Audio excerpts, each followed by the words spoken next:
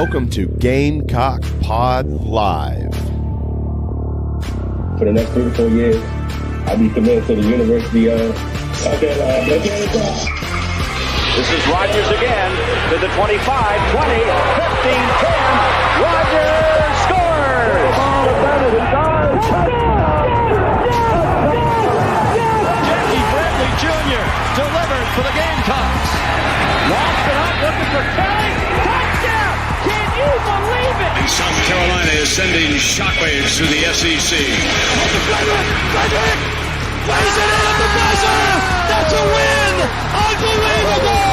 I don't believe it! And now, live from Studio 54 of the Gamecock Pod Studios, here's the Cockfather himself, Keith Alsep.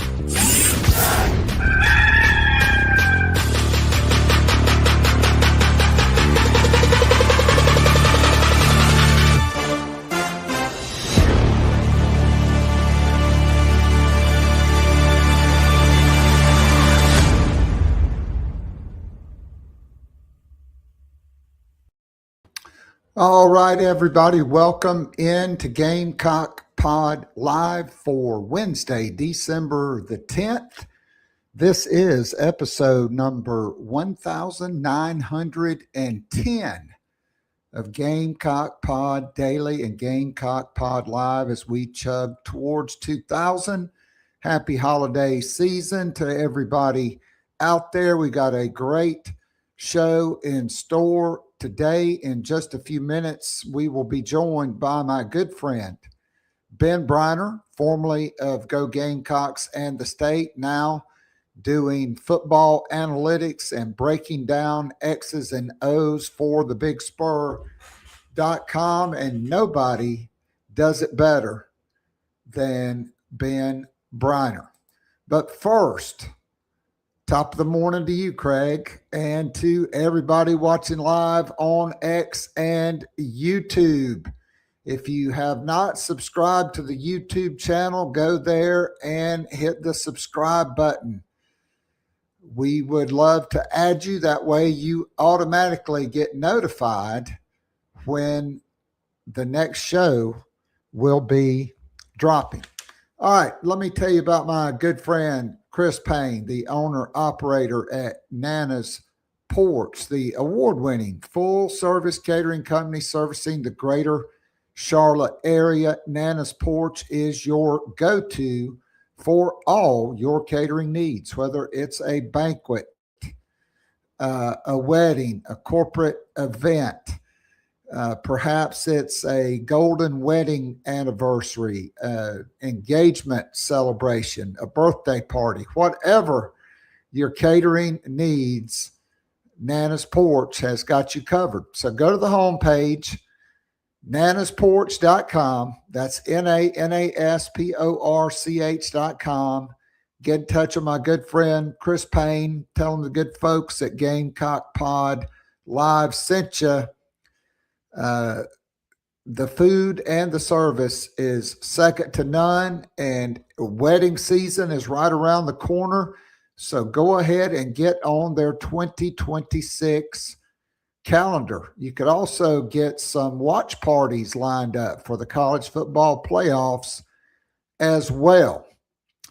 Another way you can support this Gamecock owned and operated business is by going to the home page, looking at the top, clicking on pimento cheese. It will take you to a hyperlink where you can order Nana's Porch award-winning pimento cheese, both flavors, smoky jalapeno and the great regular flavor, affordably priced.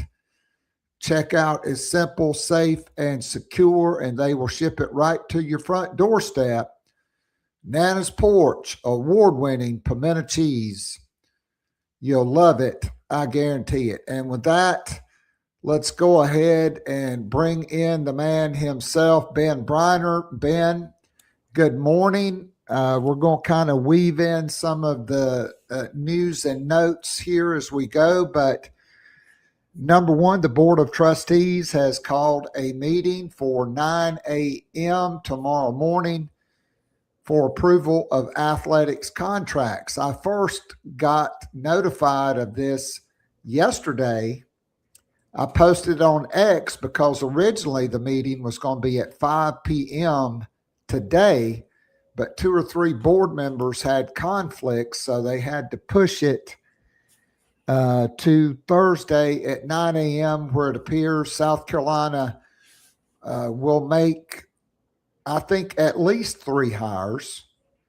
And that is athletic or offensive coordinator Kendal Briles, running backs coach Stan Drayton, and offensive line coach Randy Clements. And so I'm going to address Tino28 in the chat this morning. Okay. This is not a lazy ass hire.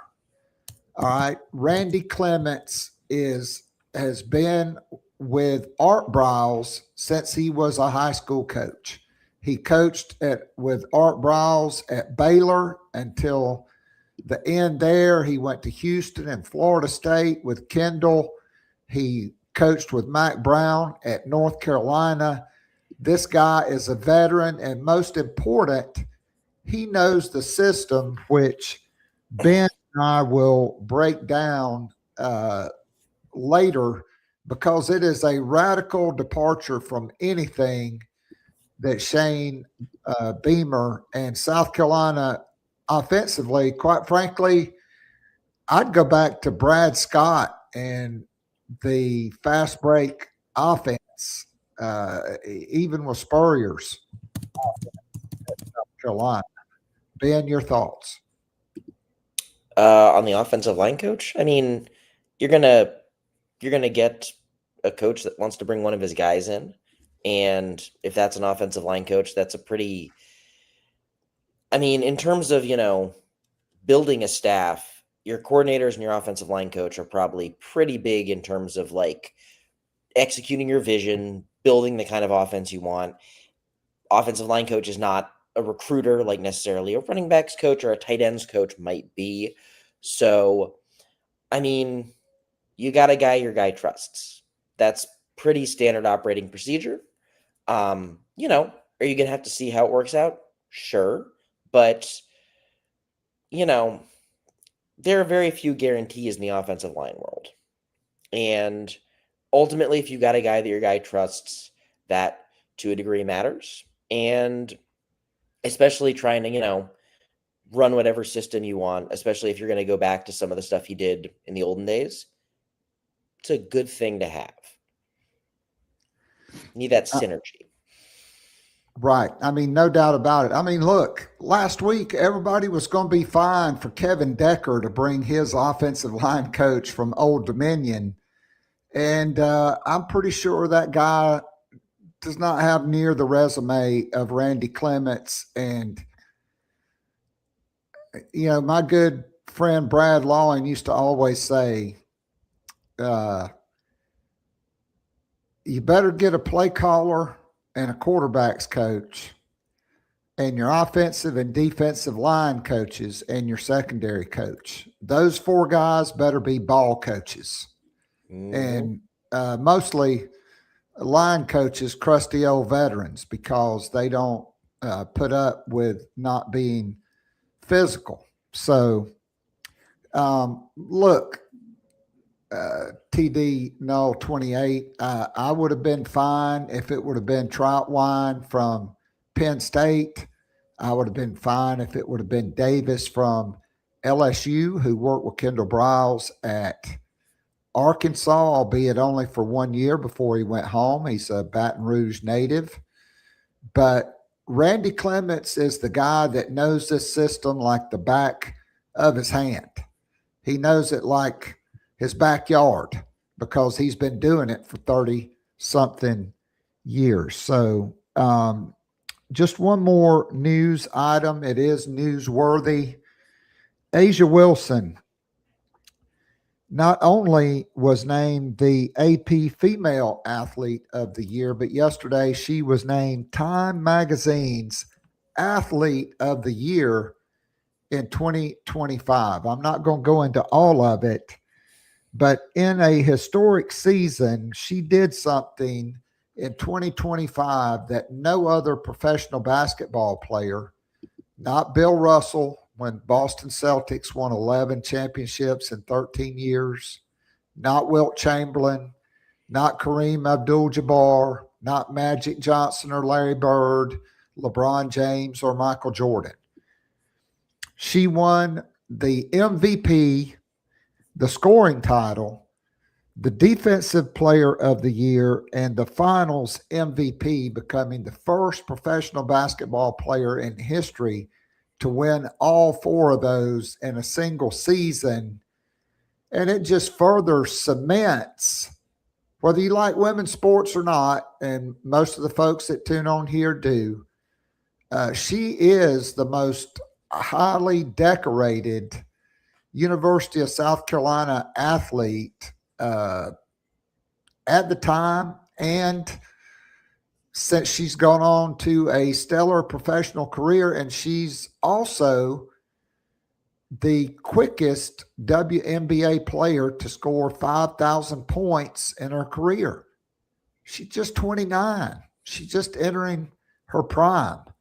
And so congratulations to her brand, which beginning next basketball season, South Carolina's women's basketball will be front and center and featured with the Asia Wilson brand. They will debut the A2s, which will be the second generation of her shoe, in Paris in November. All right, so before we dive completely into Kendal Briles, Stan Drayton, who I think is a hell of a hire, although I am still kind of worried because he did coach at Texas, and Sark just fired his running backs coach yesterday, although it looks like they're going to hire Billy Napier's running backs coach he brought from Louisiana to Florida. I think his name is Jaluk. I saw that, and I saw Frank Wilson might have been in the mix, though I'm guessing Lane just probably holds on to him. Well, that's the crux. Lane only wants Frank Wilson to stay as an analyst. He doesn't want him to be the running backs coach, and I don't understand why, because that dude owns the state of Louisiana in recruiting. I mean, the king of New Orleans is the king of New Orleans for a reason. No doubt about it.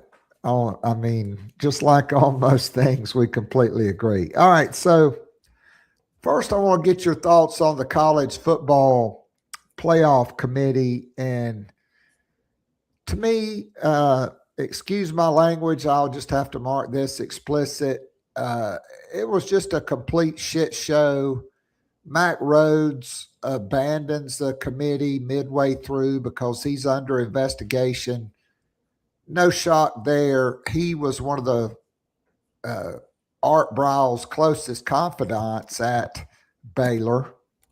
And so then they turned to Hunter Yurachek, who the only way I know how to describe him is he is a mouth-breathing moron, because the guy never made any sense whatsoever. And so from the first reveal, they had Notre Dame ranked 10th and Miami 16th or 18th, and then they just kept creeping Miami up, even though Notre Dame beat Miami head-to-head, albeit in week one. Week one is the regular season. It counts.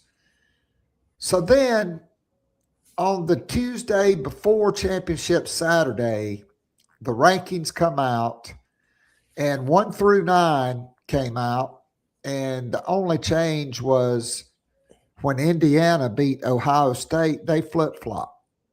Ohio State was 1, Indiana was 2, they flipped. Alabama was number 9, they stayed at number 9. Notre Dame was 10, BYU was 11, Miami was 12.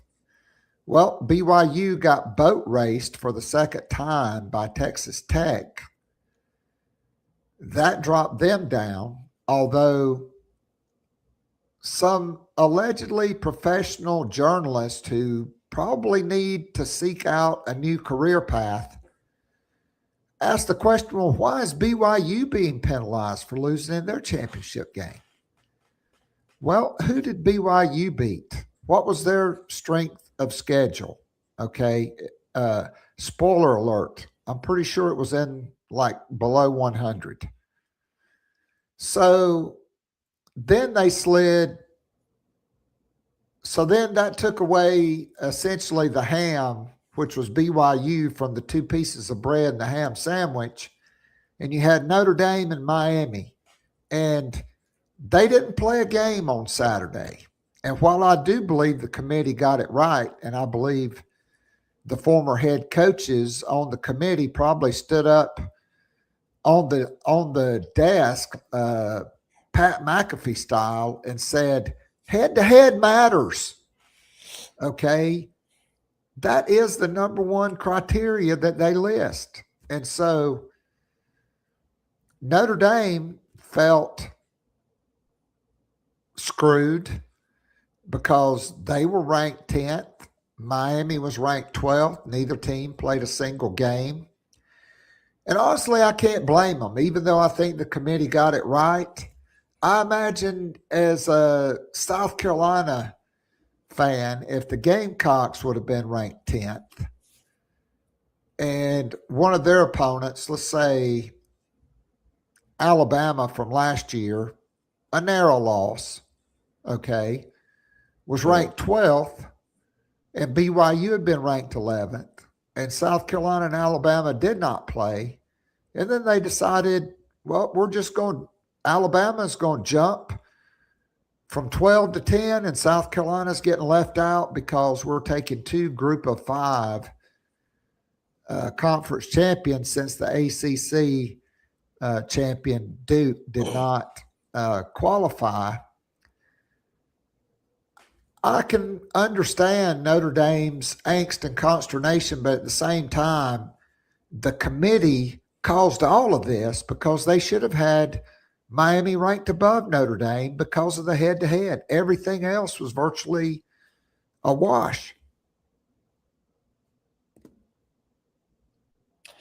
Yeah, I tend to agree. I think I've come after sort of parsing through a lot of the arguments about it.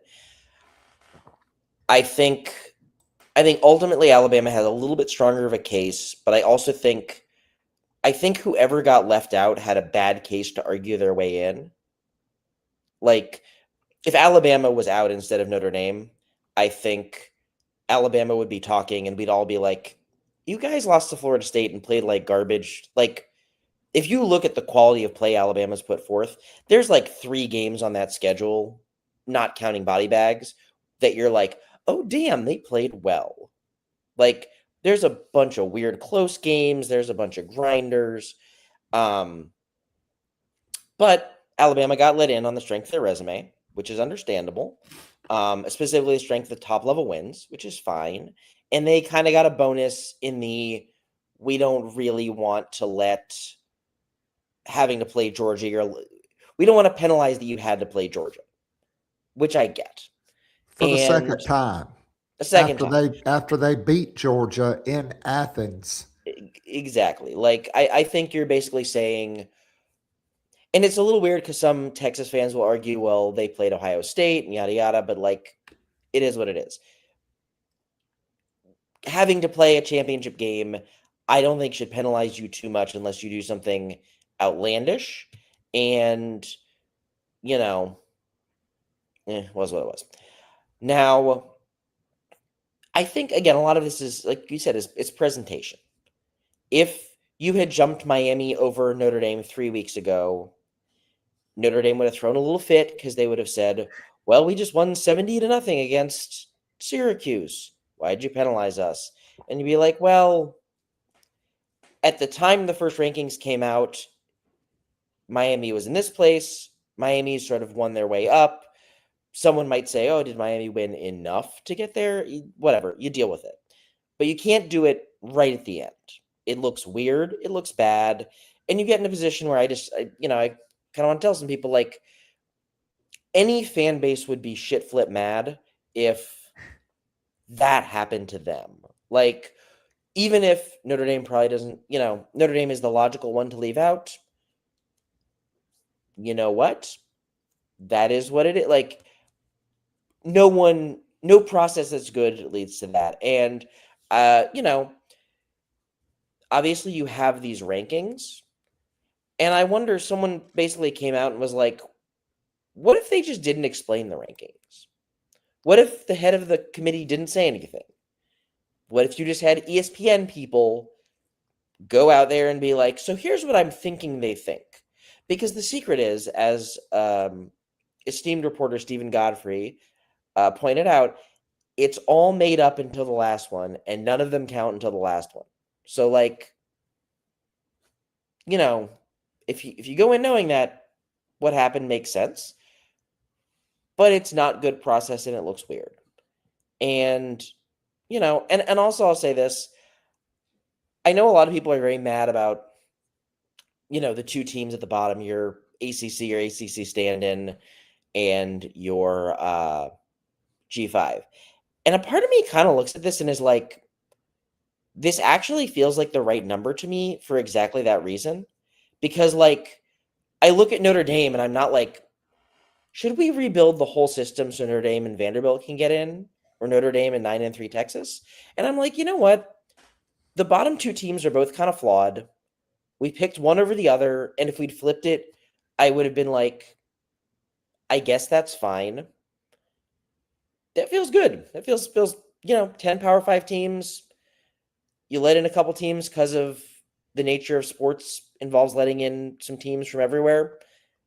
And you call it a day. Like, I honestly think that flattens it out. And, like, if you add more teams, you'll just have another debate over Vanderbilt versus Texas or whatever when it's all said and done. And this debate feels like kind of dumb enough that I'm like, yeah, cut it off right there.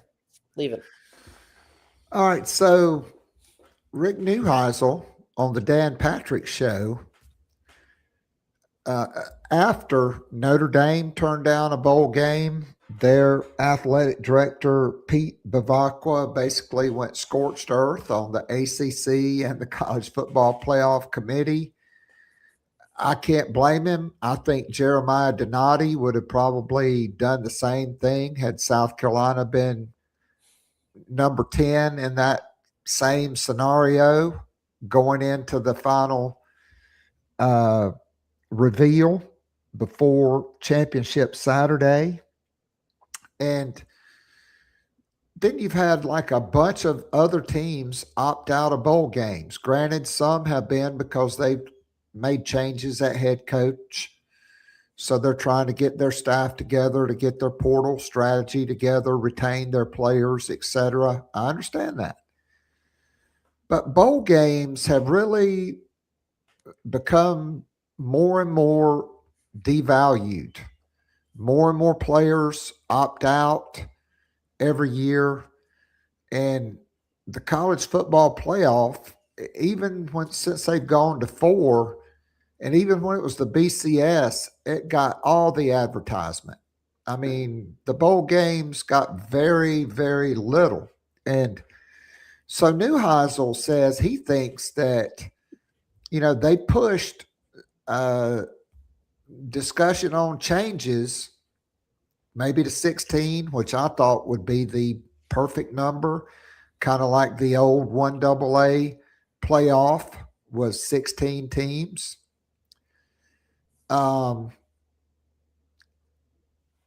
January 23rd, Rick Neuheisel thinks they're going to just jump on the bus and they're going to roll right by 16 and go to 24 teams, and they're going to play the bowl games in these classic games like South Carolina and Virginia Tech did to open the season.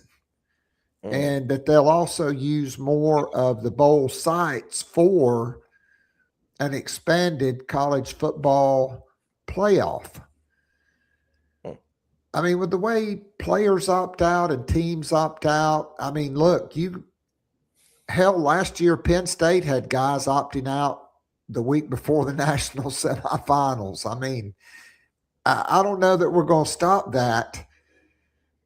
But just, I mean, your thoughts, because it just seems like the toothpaste is out of the tube, and the way the committee royally screwed this up. I mean, hell, honestly, I think Vanderbilt is much more, and Notre Dame's much more deserving than James Madison or Tulane. Tulane's going to get a rematch against Ole Miss. They lost by 5 touchdowns the opening weekend. Now, Lane Kiffin's in Baton Rouge now. It may not be 5 touchdowns. I would personally be for saying, hey, if we're going to have a G5 team, not only do they have to win their conference, but they have to be ranked in the top 10 or 12 to make it. Otherwise, I think that, look, there's plenty of desire for college football. The G5 could just have their own college football playoff. I mean, on the G5 stuff, I guess I'm just not offended by it. It seems to really bother a lot of people. It doesn't bother me. I don't know. So I guess that's where my head is at. Like, people are very annoyed by it, and I'm like, I guess I watch a lot of sports, and they let in people from lots of sites, and sometimes that means a not as good team is in, and it functions in all the sports. So that's my outlook on that. In terms of the bowls, I think some other, the opener sounds interesting to me. I don't know. I feel like there has become this culture of devaluing football for football's sake. And I guess that is a place that I get a little maybe irked, a little maybe hot and bothered. Like, it became sort of a status symbol to opt out. You had kids opting out who had no business. Everything becomes very future looking. It's sort of like when people are like, when people say their team should start a young quarterback because there'll be a payoff later, even if you lose games now. And I think ultimately, like, this speaks to a larger outlook of, like, sort of what's happened a little to the NBA, except with none of the actual payoffs. Like, trying to win college football games should be seen as a value because not everyone does play for a title. And, winning games, playing hard with your team is cool. Like, you watch teams win bowl games, they seem to be having fun. And I think we, to a degree, glamorize, and I think coaches and admins certainly have a hand in this, the idea of being sort of above it, being better than just being like, what if we go coach to win a ball game? That's always been where my head is at. If a school says we don't have the kids to field a complete roster, fine, go with God, great.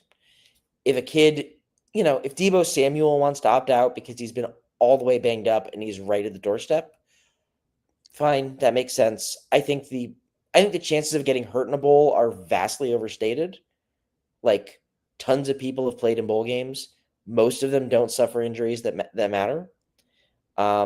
Shoot, a Hall of Famer that I went to college with got hurt in a bowl, had to come back, was still a top 3 pick, and went on to one of the greatest careers in pro football history. So, like, not always the end of the world. I'll leave it to the powers that be to try to figure out what it is, but I ultimately think a lot of it could be solved by just being like, there's value in playing football, and a bowl is a way to finish out a season. I personally also think that one thing that could help this is if they just abolish the early signing period, because you would change the pressures to fire coaches in a different way.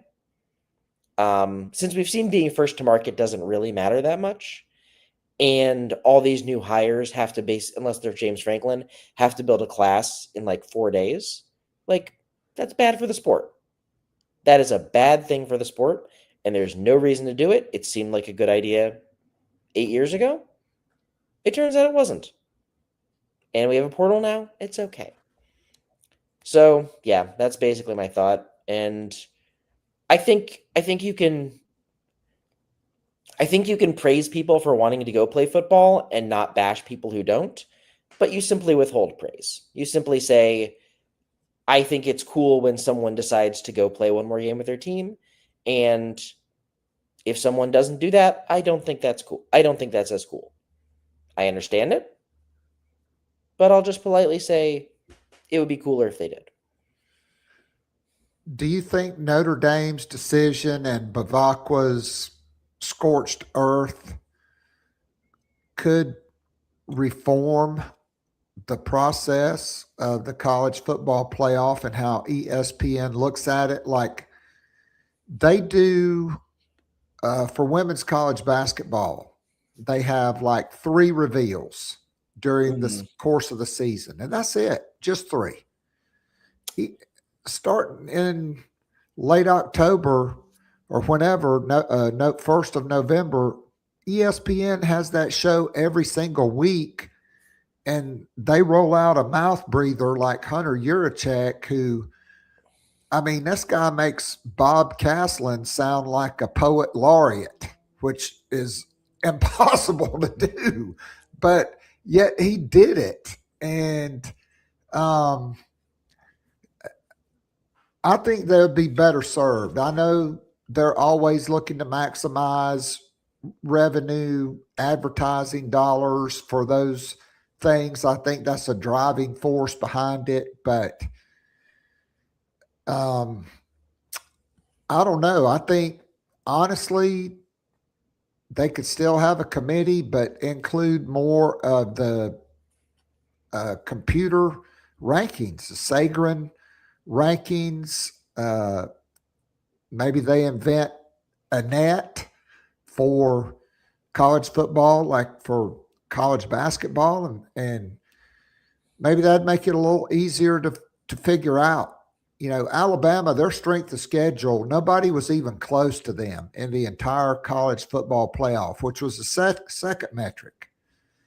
Like Alabama not only beat Georgia in Athens, their strength of schedule was like number 6 in the country. And you had, again, I'm not going to call, well, I will say Nicole Auerbach, who I used to respect, Heather Dinich, who clearly, just like me, has a face made for radio.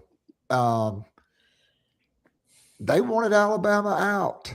Dude, Alabama was never moving out of that. But I digress, and let's move on. All right, the offensive coordinator search. Just your thoughts on the way Shane Beamer and Jeremiah Donati, who was more involved than most people think. How would you grade that out? I mean, I don't know the exactitudes of the search process, but I mean, you have a coach who I guess you could say is on the hot seat. I mean, you have a coach who has a prove it year, and he, apparently aided by his AD, went out and landed a big fish. I'll wear a little egg on my face. I think I overstated in my brain I overstated the stability that TCU had. I also think I probably said a lot of this before they went 3-1 1-3 down the stretch, but I think it's, if you're going to go out and you're going to get a hire that's going to win a press conference and potentially also do the dang job, like Kendal Briles is a pretty good one. He's a pretty good offensive mind. He's run good, really diverse offenses all over.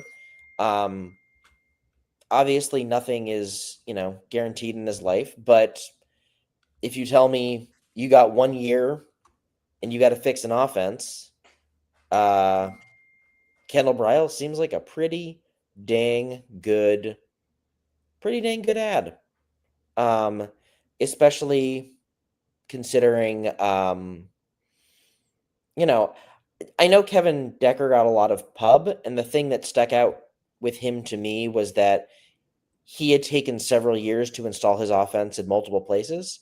I think, and someone was telling me that might be a bit of a tenet of the Briles spread, but I think a perk for Kendal Briles is he can run the Briles spread. He's also run like different variations that I think have a little lighter learning curve.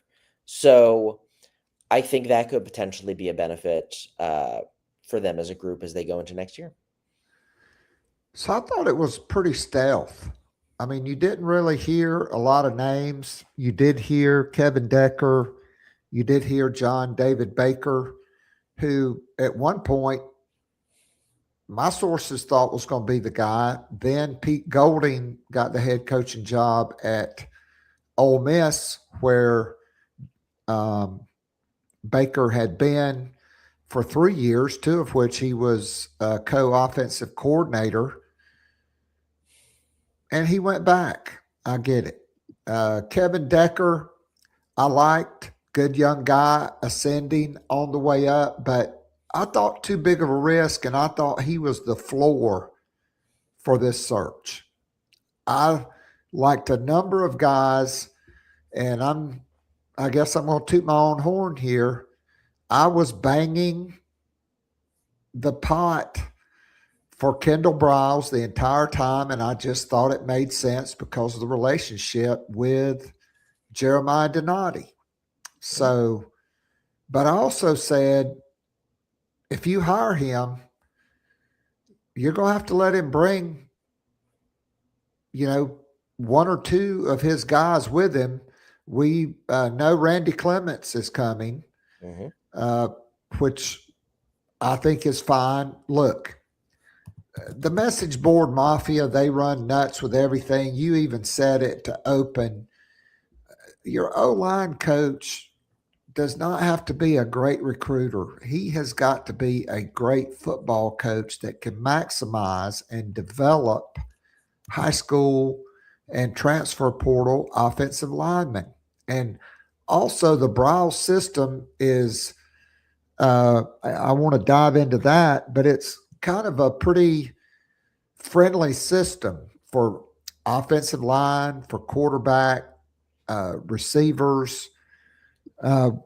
We can get into that.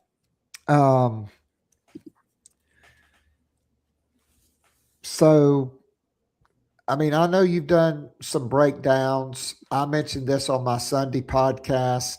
Saturday, I got confirmation it definitely was going to be Kendal Briles.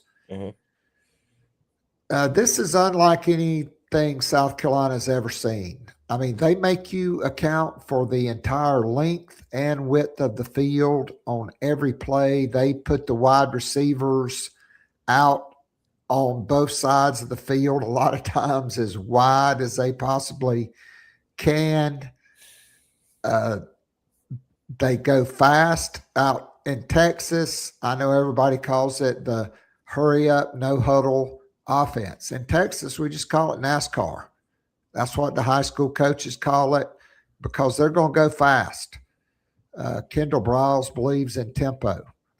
They're going to have wide offensive line splits, which to me is much more beneficial than bringing all 22 players down in the box like NFL guys do, because it's pretty hard to move SEC defensive tackles 3 or 4 feet to make space for a running back. If you have wider splits, a lot of times all you need is a stalemate or to shield a guy long enough to let that guy get through that space.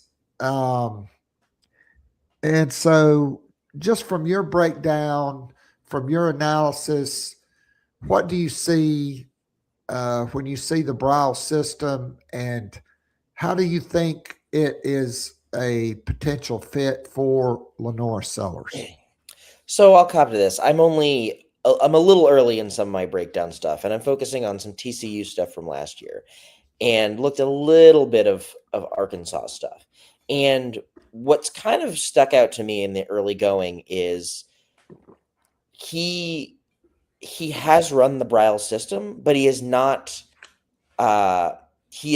fully tied to it. So there are principles in it, but you watch a lot of his stuff from TCU, and I know he's working for Sonny Dykes, so there's probably some influence there. But you still see the wide splits. You don't see as much of the wide receiver splits. They'll do some of that, but you don't see as much of it. But even within that, and I've watched maybe 3/4 at this point of a game. There's just a lot of interesting stuff. There's a lot of quirks. There's one concept I have never seen before, and I was like, this is incredibly mean. It takes what's called a scissors concept, which is like a kind of standard sort of deep cross thing, but it does it with the two inside slots in a 3x1 look. I've never seen that before, but that is all sorts of wonky. The dude has a vision, but then you go back and you watch some of the Arkansas film, and they are bunching things up more. They are going power run. I talked to someone who has connections to a different veer and shoot staff, and that person basically said, if our staff had the personnel to run it the way Arkansas does, we would. This is like 3 years ago now. So it's interesting because they still use a lot of the principles, but it isn't necessarily like you're saying. It isn't necessarily like Tennessee probably runs a more pure, uncut version of it, and even they could go run heavy. I think it was last year. So a lot of it does kind of depend, but I think what you're getting is someone who can do all that stuff and may well try all of it, but also has just a really deep bag of other stuff that he can work into it. I was watching their Cincinnati game, and they have a 2-minute drill that they run almost entirely on runs. And I think back to the Alabama game where South Carolina tried to run a 2-minute drill with some runs, and people lost their minds. And to see a coordinator have that level of confidence in not only the run game, but also the function of tempo, that if you get your run game going a little, you can start going. That sort of, I think that tells you something about what that can be about. I agree. Look, also the diversity of the system. Like Kendall said, when his dad first came up with this, he was a high school coach at Stevensville, Texas. I don't even know where that is. And as a high school coach, you have to build your system around what your players do best. I mean, honestly, that is coaching 101. And so we've seen at Baylor, one year in a bowl game, they threw for more yards than any team in the history of college football. The next year, their top 3 quarterbacks all got injured. Jared Stidham, then the next 2 guys. The 4th team quarterback was a high school quarterback who was a wide receiver. And I'm pretty sure they played North Carolina in the Orange Bowl, and they ran for 684 yards after the previous year passing for 600 or 700 yards or whatever it was. The single wing game, the game where they just went single wing offense the whole day. That staff ended in a pretty disreputable way, but man, some of those games, ooh, buddy. By the way, Stevensville appears to be 68 miles southwest of Fort Worth. So out there. Yeah, so it's on the way to Midland, Odessa, to the Permian Basin, where Tommy Norris is wreaking havoc in Landman. By the way, a great show on Paramount Plus.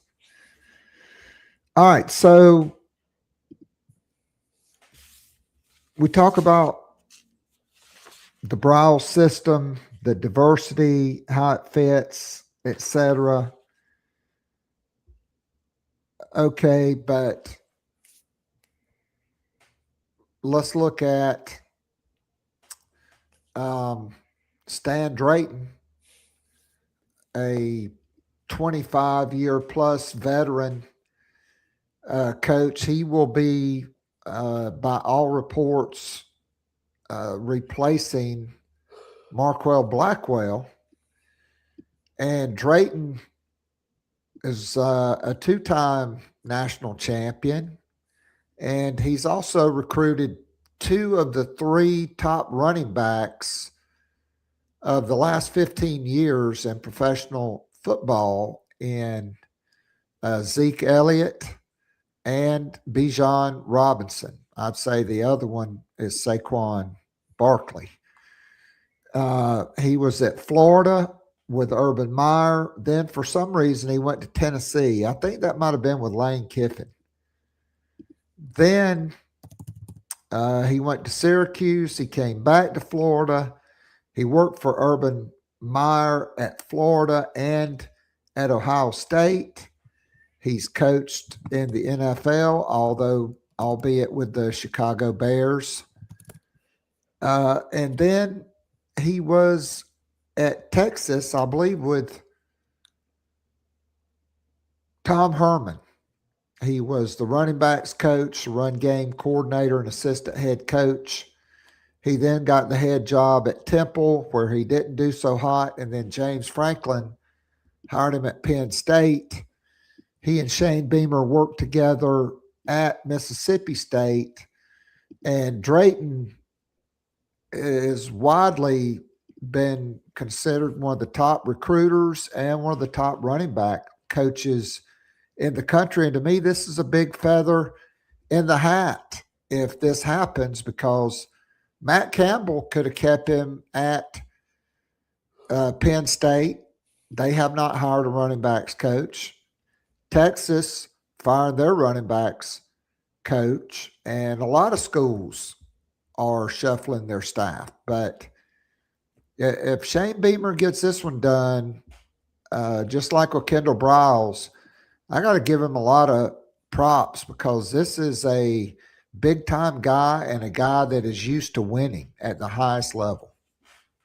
I mean, it took me a second when I saw Stan Drayton, because I was like, man, I know that name. Why do I know that name? Stan Drayton, as far as I can see, I don't believe has been a coordinator at any point. He topped out as a run game coordinator. Correct. And I guess he maybe did special teams in the NFL once. Yes, with the Green Bay Packers. And that man was given a head coaching job. And, is there a chance that Temple was out of ideas? Sure is. But you know what? If a running backs coach gets hired to be a head coach at, a G5 school, that probably tells you that that man is very respected, and is probably respected as a recruiter, and is probably respected as a recruiter in Eastern Pennsylvania, which is not an area they've hit a ton, but is like pretty not terribly far from areas that they hit. So, you get to expand your recruiting base a little bit.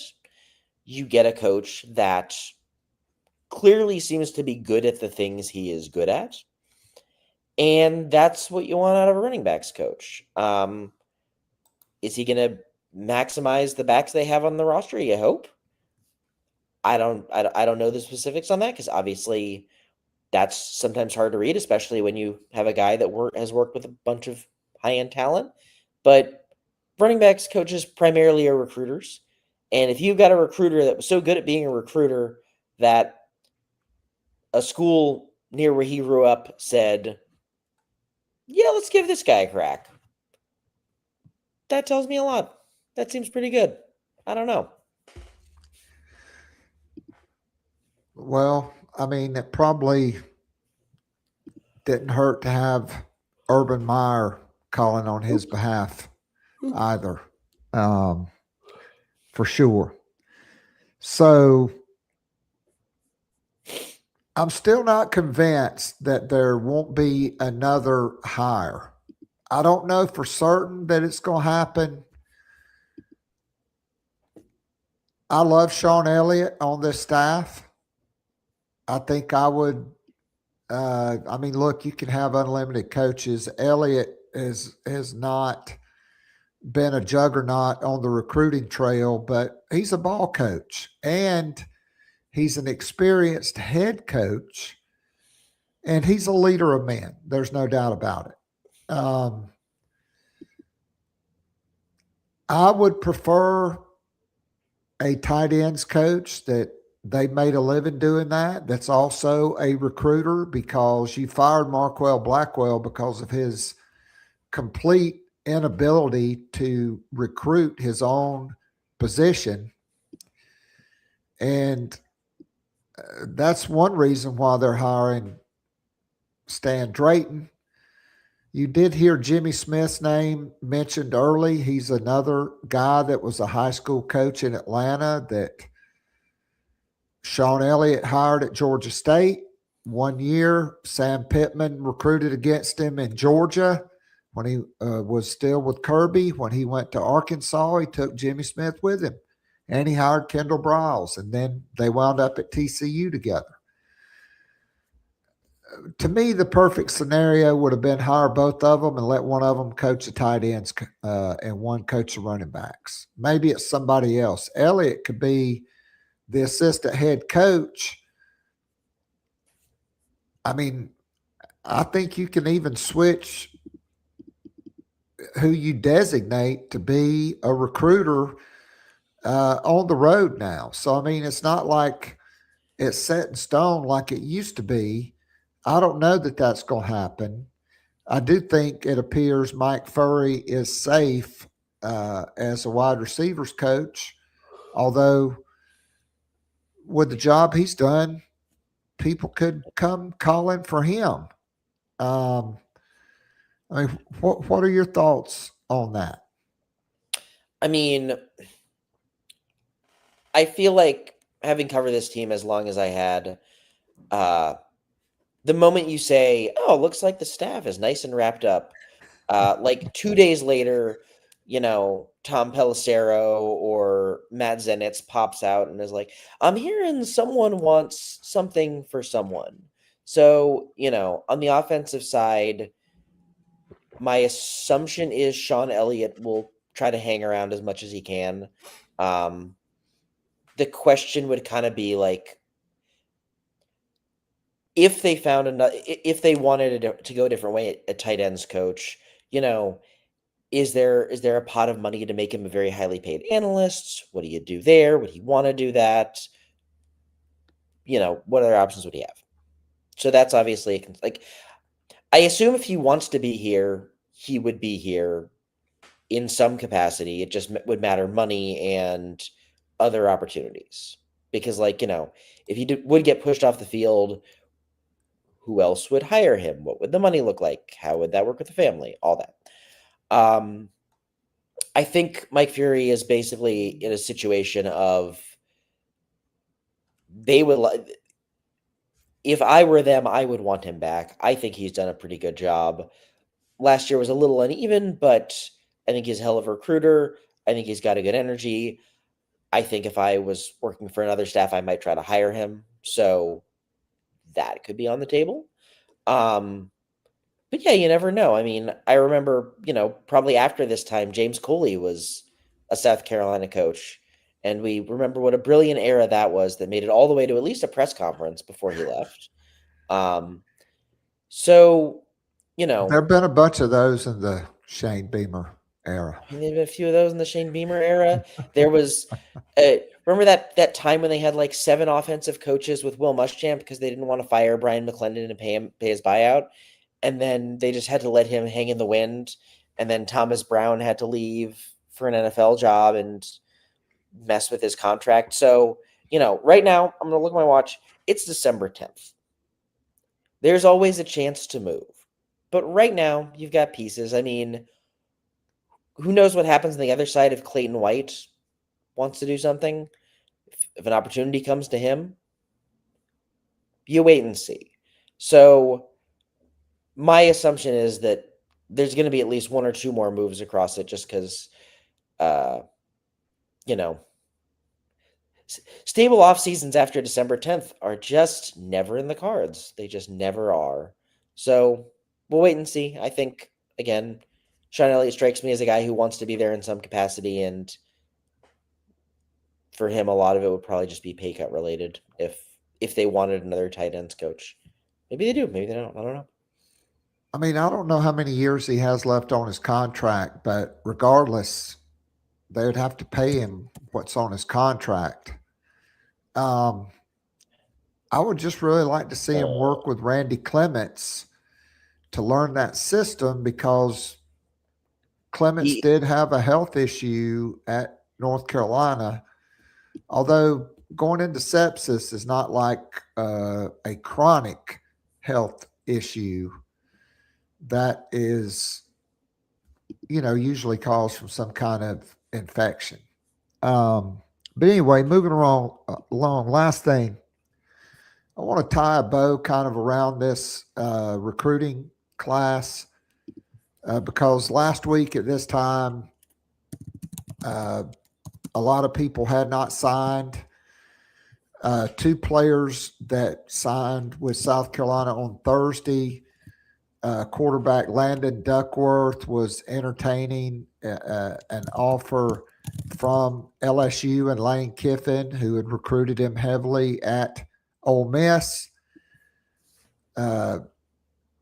He chose to sign with South Carolina. I found that out on Wednesday evening from a very good source. And on Thursday, Julian Walker, 6'6", Tom Knott said maybe 6'7". I thought it was funny. One of the interviews, Tom Knott said, yeah, Belichick had him on the phone for an hour, offering him a big bag of cash, and I finally got him off the phone. He wound up staying home. Family's important. Sterling Lucas, Clayton White, Beamer, etc. But Rivals ranked the South Carolina recruiting class 15th nationally, and that's with only 15 prospects. And if you go by the average player ranking, South Carolina had the 9th highest average player ranking of all the teams that were ranked in both 24/7 Sports, which has South Carolina ranked 17th, also with the 9th highest average player rating. And South Carolina has one 4-star player in Darius Gray in the 24/7 Sports rankings. But after the All-Star games, when Rivals does their ranking, they increase the number of 5 stars to 32. And Julian Walker and Zion Giles is ranked the number 24 player in the country by Rivals. Currently, they only have 21 4-star or 5-star guys. And Julian Walker is ranked 26th nationally. And so it's quite possible when all is said and done, Shane Beamer is going to have a class. And by the way, currently 1 5-star as the yard guy rolls in. So we're going to wrap it up. 11 4-star prospects by at least one of the 3 major services, which is Rivals, 24/7, and ESPN. So that's 12 out of 15, 4 stars or higher by at least one of the 3 services. But if you end up with Rivals ranking Giles and Walker as 5 stars, this could be considered one of the best recruiting classes in South Carolina history. I mean, hell, it may already be. When's the last time they were ranked in the top 15? I mean, I just pulled it up just to double check, and I'm seeing Sequel Patterson as the 9th best player in the class by 247. And I went and saw Sequel Patterson. He's a pretty damn good athlete. And, some of these other guys seem pretty intriguing. Some of the, Tristan Lewis seems a little intriguing. Andrew Harris, I don't quite know where he fits, but he's definitely a big dude. Aiden Harris is a hoss. Julian Walker, Jazavian Currens, it's a pretty impressive haul, and it's interesting to look at. When you're talking a little about the quarterback, a part of my brain is wondering, like, the quarterback space is so weird when you're talking recruits, just because, only one can play, who stays, people are moving around all the time.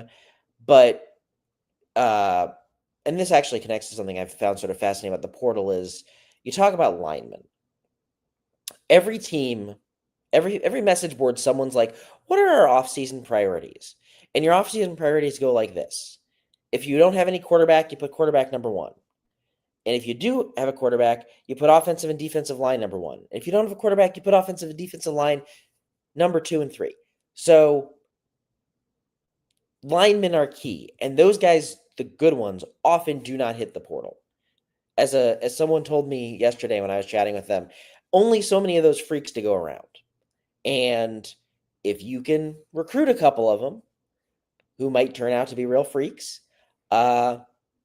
you put yourself in a great position. And this group seems to have some really good linemen in those tough to fill categories.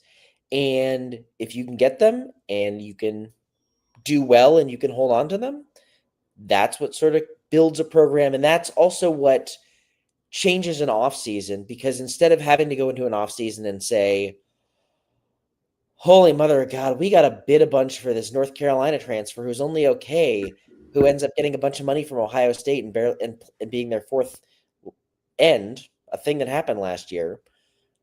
You can go in and say, we feel pretty good about our linemen. We can move money around elsewhere.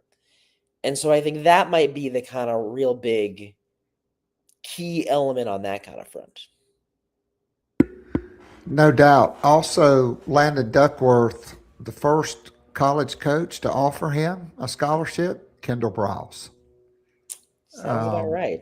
I mean, and I'll be very interested to see what, assuming Lenora Sellers is the quarterback next year, I'll be interested to see what Briles can do with him in terms of using him as the run game and also making a pass game easier and getting him to execute and make it click. Because at times at the end of this year, it seemed like he wasn't processing it the way he needed to. And I'll be interested to see if Briles can build something that he ends up processing better. I mean, I look at the stats for KJ Jefferson, very similar player. Okay, and let's not forget what Kendal Briles did with Rocket Sanders, who, by the way, was not a high school running back. He was a wide receiver. Okay, Briles also converted a wide receiver to running back to really improve TCU's run game. I can't remember if it was this year or last year. But if you look at 2021 and 2022, KJ Jefferson, and look at the numbers he put up, 26, 2,700 yards passing, over 600 yards rushing, multiple touchdowns, 26, 29 touchdown passes those 2 years, 67, 68% completion. I mean, to me, that would be the film I would throw on, would be KJ Jefferson, because, and I think Sellers is more athletic and faster than Jefferson. And I think under Dow Loggins, he showed, like, the last 8 games of his redshirt freshman season, he threw for almost 2,000 yards, 16 touchdowns, just 4 interceptions, 4-1 TD to interception ratio, which is awesome. And he completed like 69 point something percent of his passes.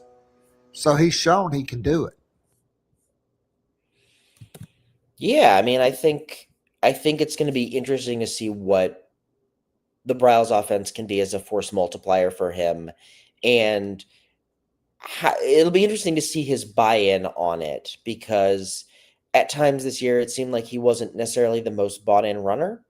And if you can get him to do that, the old Briles system especially relied on a quarterback, even like your kind of passing quarterbacks, to have a certain level of fearlessness in the run game.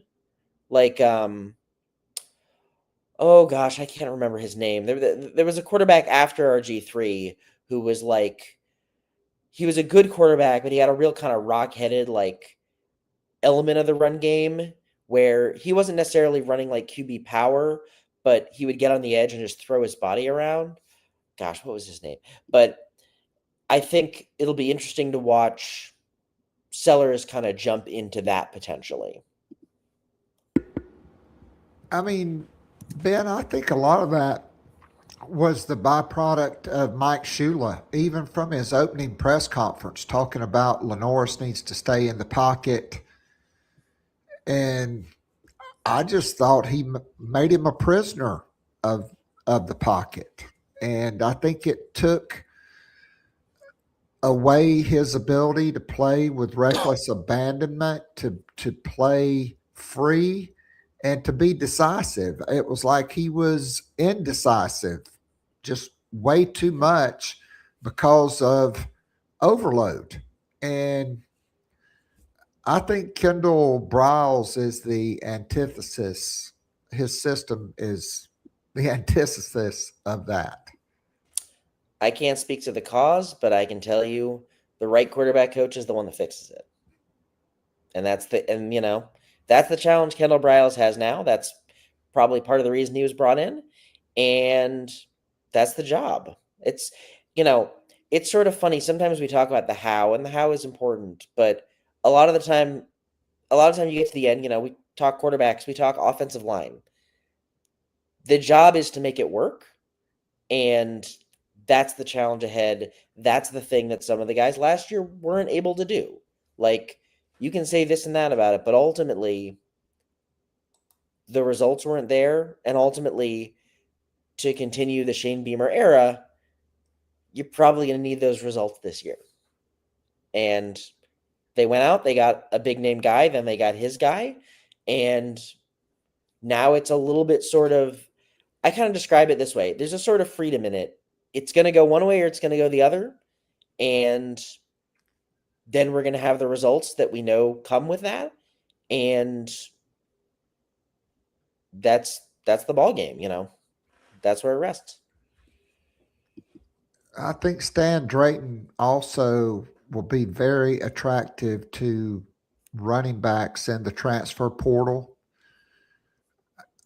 I think South Carolina, obviously, Shane Beamer said it, offensive, defensive line will be very important. I think tight ends, like if I'm Kendal Briles, the first player I'm talking to after Lenoris Sellers is probably Michael Smith, honestly.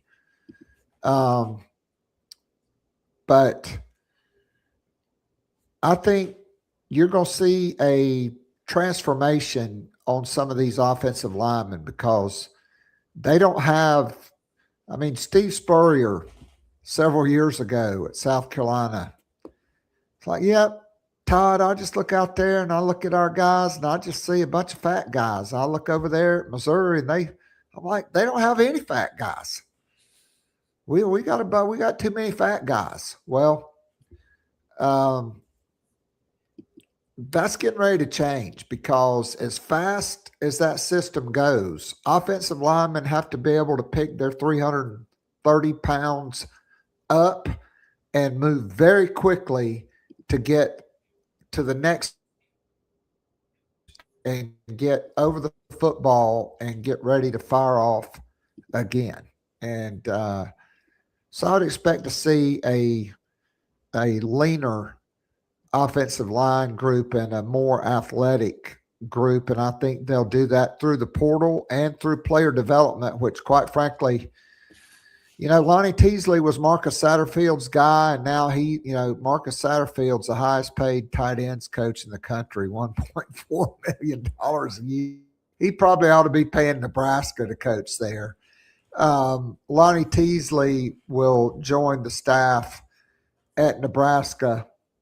That's just amazing. But it's going to be an interesting spring. It should be an interesting day of interviews tomorrow, after the Board of Trustees meets. And we'll be here for all of it on Friday. Jordan Kay will be my guest on Gamecock Pod Daily. Tune in for that. You can catch all of Ben's stuff, and it will be coming up. Ben, when will it be coming up, your analysis on the Briles system on thebigspur.com? Let's say hopefully soon. There's some film to dig through and some brain power to dedicate to it, so we're working on it.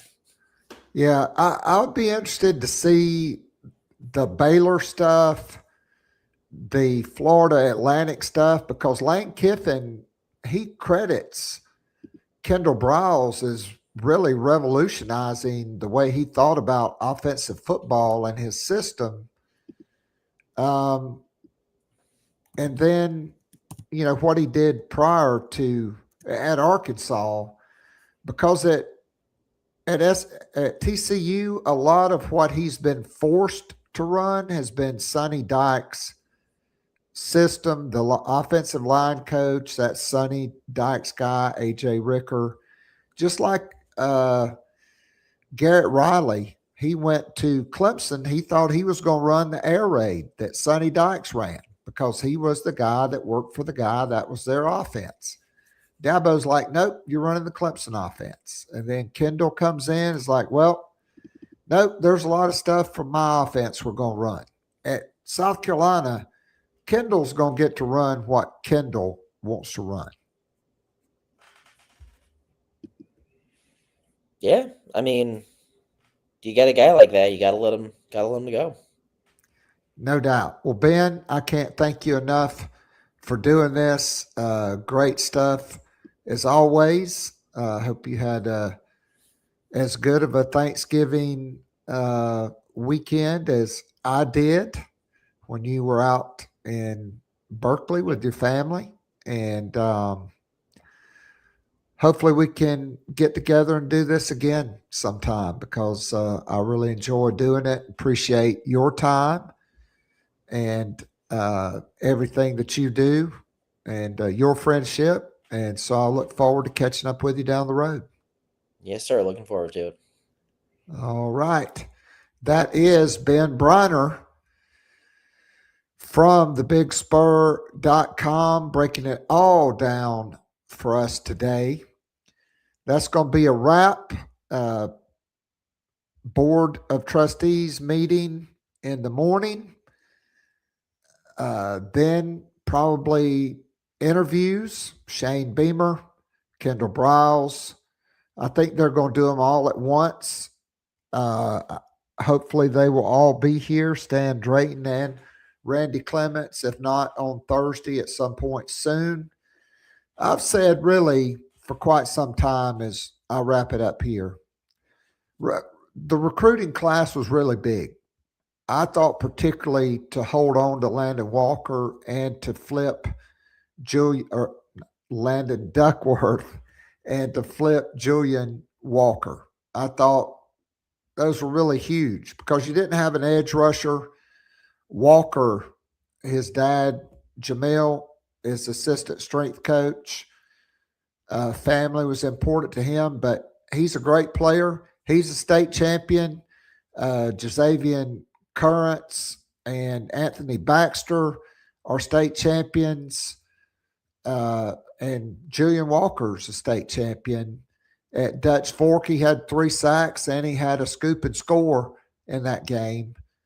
And you love to have winners on your roster. And Shane Beamer continues to find winners. By the way, that is Landon Duckworth back-to-back state championships for him in the state of Alabama. And I'm pretty sure back-to-back for Dutch Fork. And so now I thought I said last week, the 3 most important things for Shane Beamer would be nailing this offensive coordinator and offensive staff hires. He's done that. Okay, next, player retention. Some players have gone to the portal, none that really sting that much to me at all. There are probably going to be a couple of guys that people will be upset about that go in the portal that are going to be encouraged to go in the portal because their core values are just not a fit at South Carolina. But retaining the most important players, Nick Harbor, all of these young freshmen wide receivers, or at least most all of them, and I think they will. You want to keep the best offensive linemen in the building in your program. You want to keep the defensive guys. Jalen Kilgore, he's going pro, but you don't want Vakari Swain to transfer. You don't want Justin Okoronkwo to transfer, or J.R. Johnson. You don't want, Troy Pikes or Gabriel Brownlow-Dendy to bail out. Brandon Cisse, if he's a first-round guy, he'll be gone. Torian Gray's going to get guys. No doubt about it. And then it's going to be the transfer portal. Who can South Carolina bring in to help them and reinforce their offensive and defensive lines, tight end, running back, if you need a corner or a safety, who do you go get? Those now two things: player retention and transfer portal. Those two things, along with this offensive staff and retaining your defensive staff, which it looks like they should. Tennessee has offered Washington's defensive coordinator their job. I don't think Clayton will go to Washington. If you keep the rest of your staff intact, if you retain enough of the key players, and then you can add in the transfer portal on the lines of scrimmage, get a difference maker at running back, although I do think Jawarn Howell and Matthew Fuller and Augustov, he redshirted because of injury. Those guys can ball out. You need to add a couple more. You need to add some tight ends. So transfer portal, player retention now after you get your offensive staff intact, those are the things that will determine the future and the length of the Shane Beamer era. All right, that's a wrap for me. We'll be back tomorrow with the best of the press conferences, the details on the contracts for Kendal Briles, Randy Clements, and Stan Drayton. And if there's another hire, I do believe there'll be a couple of analysts. One could be Philip Montgomery, who was the one-time